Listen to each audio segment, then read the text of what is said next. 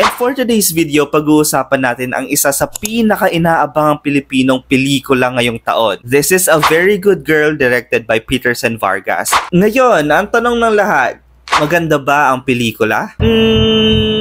To be honest, I actually think that it's still good.